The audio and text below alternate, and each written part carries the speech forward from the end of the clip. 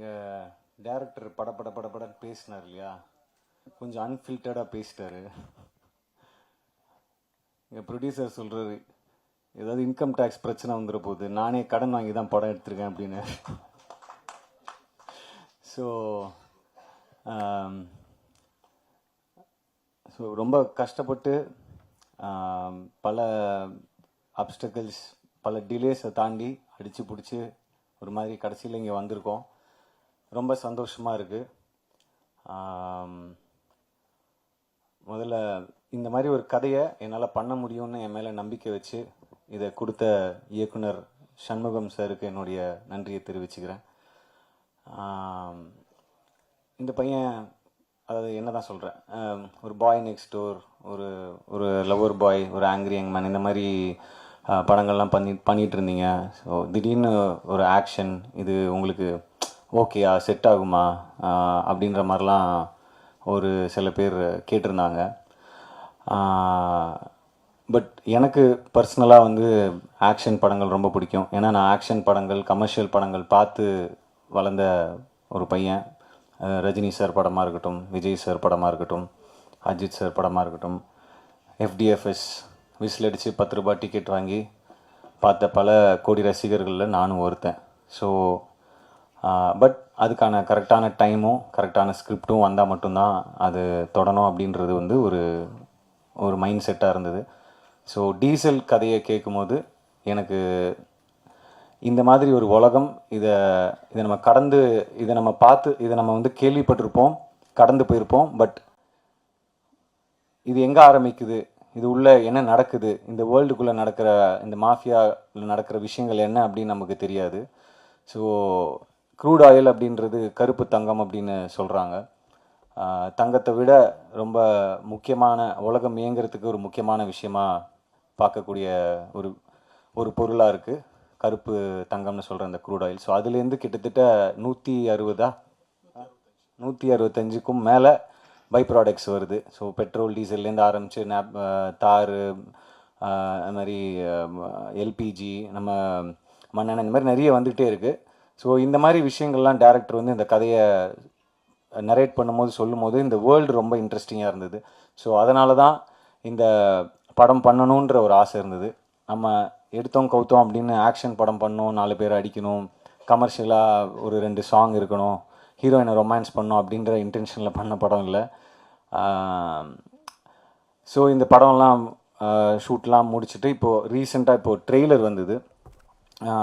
எனக்குள்ளேயே ஒரு சின்ன சந்தேகம் இருந்தது. சரி, உண்மையாகவே நம்ம கான்ஃபிடென்ஸோடு பண்ணிட்டோம் அந்த படத்தை, ஆடியன்ஸ் இதை எப்படி பார்க்க போகிறாங்க, இந்த புது நான் எடுத்துருக்கிற இந்த ஆக்ஷன் அவதாரை எப்படி ரிசீவ் பண்ண போகிறாங்க அப்படின்ற ஒரு சின்ன தயக்கமும் ஒரு சின்ன பயமும் இருந்தது.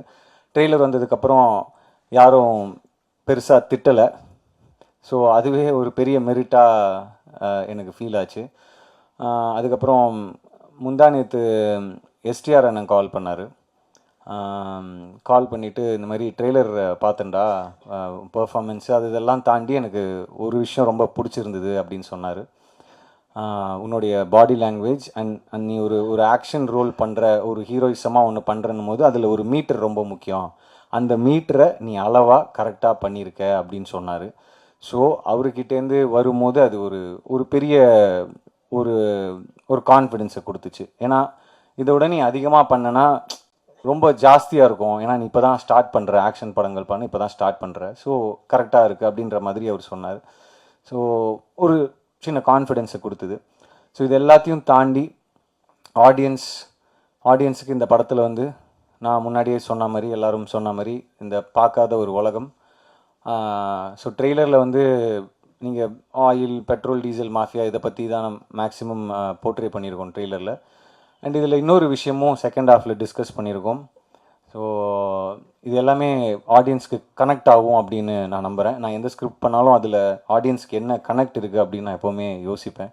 ஸோ அது லப்பர் பந்தாக இருக்கட்டும், பார்க்கிங்காக இருக்கட்டும், இல்லை ஒரு லவ் படம் பண்ணால் கூட அதில் ஆடியன்ஸ் கனெக்ட் பண்ணிக்கிறதுக்கான விஷயம் இருக்கா, இல்லை எமோஷன் இருக்கா அப்படின்னு பார்ப்பேன். ஸோ இந்த படத்தில் வந்து நம்ம காலடி எடுத்து வைக்கிறதுலேருந்து, வீட்டிலேருந்து பெட்ரோல் டீசல்ன்ற விஷயத்தை நம்ம தவிர்க்கவே முடியாது. ஸோ அதுலேருந்து ஆரம்பித்து செகண்ட் ஹாஃபில் இந்த படம் ஒரு இஷ்யூ பற்றி டிஸ்கஸ் பண்ணுது. ஸோ அதுவுமே அண்ட் ஈவன் த கிளைமேக்ஸ் நிச்சயமாக ஆடியன்ஸுக்கு கனெக்ட் ஆகும். இது மக்களுக்கான படமாக இருக்கும் அப்படின்றதுல எந்த சந்தேகமும் இல்லை.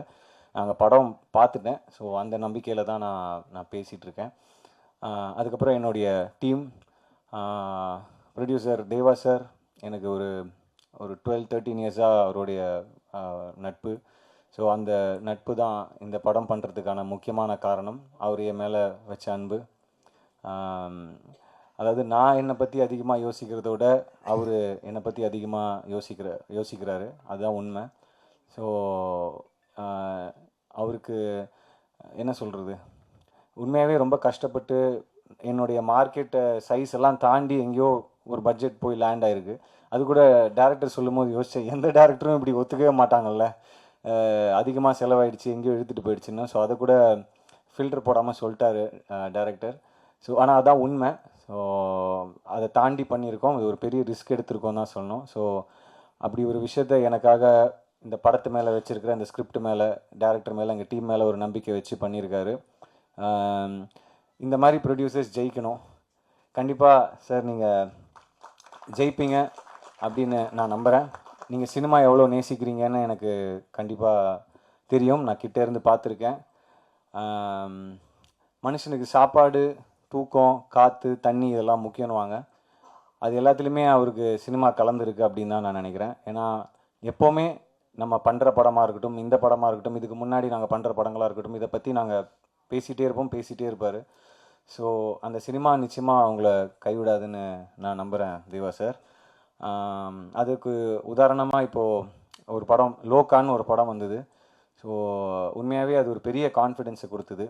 ஒரு ஃபீமேல் ஓரியன்ட் சப்ஜெக்ட், அவ்வளோ பெரிய பட்ஜெட், பட் அவங்க அந்த படம் மேலே வச்ச நம்பிக்கை, அந்த அந்த ப்ரொடியூசர் அந்த படம் மேலே, அந்த கதை மேலே வச்ச நம்பிக்கை, அது வந்து அவங்களுக்கு பல மடங்கு ஈட்டி கொடுத்துருக்கு. தயவு செஞ்சு நான் இந்த படத்தையும் அந்த படத்தையும் கம்பேர் பண்ணுறேன்றது மட்டும் தம்ப்நெயிலாக போட்டுறாதீங்க.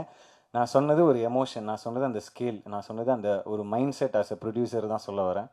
ஸோ அந்த மாதிரி நிச்சயமாக சார் சினிமா அவங்கள நான் சொன்ன மாதிரி கைவிடாது. அண்ட் ஆடியன்ஸும்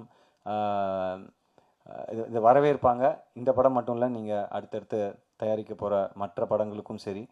ஸோ அண்ட் கூட நடித்த அத்தனை பேருக்கும் என்னுடைய மனமார்ந்த நன்றிகளை தெரிவிச்சுக்கிறேன். ஏன்னா இது ஒருத்தருடைய உழைப்பு கிடையாது, ஒரு 10 பேரோட உழைப்பு கிடையாது. கண்ணுக்கு தெரியாத நூற்றுக்கணக்கான மக்கள் இந்த படத்துக்காக உழைச்சிருக்காங்க.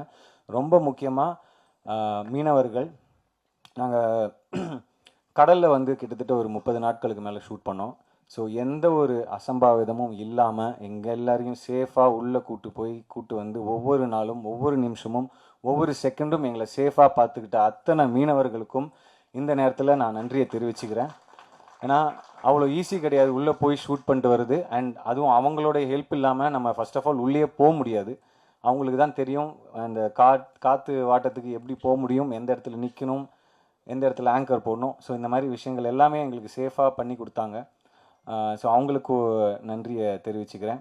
பிளே ஸ்டோர் மற்றும் ஆப் ஸ்டோரில் இருந்து பாலிமர் செயலியை QR கோடு மூலம் பதிவிறக்கம் செய்யுங்கள். செய்திகளை உடனுக்குடன் பெறுங்கள்.